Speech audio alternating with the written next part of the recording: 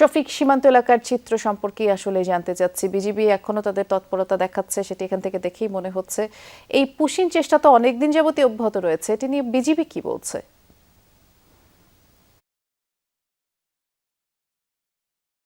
BGB আসলে কড়া নিরাপত্তা ব্যবস্থায় সীমান্তে অবস্থান করছে এবং ঈদের পর থেকে বলা চলে যে তারা নজরদারিও বাড়িয়েছে এবং টহলও বাড়িয়েছে। সেই সাথে স্থানীয় লোকজনও বিজিবির সঙ্গে টহলে যোগ দিয়েছে এবং প্রতি রাতেই তারা সীমান্ত এলাকায় পাহারা দেন এবং বিশেষ করে যেসব সন্দেহভাজন এলাকা রয়েছে, যেসব এলাকা দিয়ে এ ধরনের ঘটনা বিএসএফ ঘটাতে পারে, সেই সব এলাকায় আসলে পাহারাটা বেশি বসানো হয়েছে। সেই ধারাবাহিকতায় আজকে যখন রাত 4টার দিকে যখন বিএসএফ সদস্যরা তারা কাঁটাতারের বেড়ার পাশে যখন একটা গেট খুলে, কাঁটাতারের বেড়া যে গেট রয়েছে সেই গেট খুলে যখন এই 9 জনকে বাংলাদেশ অভ্যন্তরে ঠেলে দেয়, তখন কিন্তু বিজিবি সদস্য এবং স্থানীয় লোকজন তারা বাধা দেয় এবং তাদেরকে ঢুকতে দেয়নি। অর্থাৎ এই 9 জন বাংলাদেশ অভ্যন্তরে ঢুকতে পারেনি।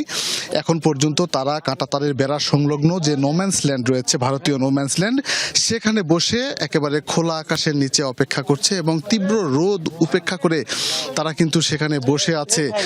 বিএসএফ তাদেরকে ফেরত নিচ্ছে না, একই সাথে তারা বাংলাদেশ অভ্যন্তরেও ঢুকতে পারছে না। বিজিবির পক্ষ থেকে বলা হচ্ছে এই বিষয়টি নিয়ে বিএসএফ এর সঙ্গে কয়েক দফায় কথা বলার চেষ্টা করা হয়েছে এবং যাতে করে আবার ভবিষ্যতে এ ধরনের অবৈধভাবে সীমান্ত রেখা অতিক্রম করে বাংলাদেশ অভ্যন্তরে মানুষ ঠেলে দেওয়া না হয়, সে বিষয়টি নিয়ে একাধিকবার বিএসএফ এর সঙ্গে কথা হয়েছে, কিন্তু বিএসএফ সদস্যরা সেটি উপেক্ষা করে আইন লঙ্ঘন করে এই ধরনের কার্যক্রম চালিয়ে যাচ্ছে। এটির প্রতিবাদ জানিয়েছেন যেমন বিজিবি সদস্যরা, তেমনি স্থানীয় লোকজন এবং কঠোর সমালোচনা করে তারা বলছেন এই রকম ঘটনা যাতে আর কখনো ঘটানো না হয় সে বিষয়ে সতর্ক থাকার জন্য বলা হচ্ছে।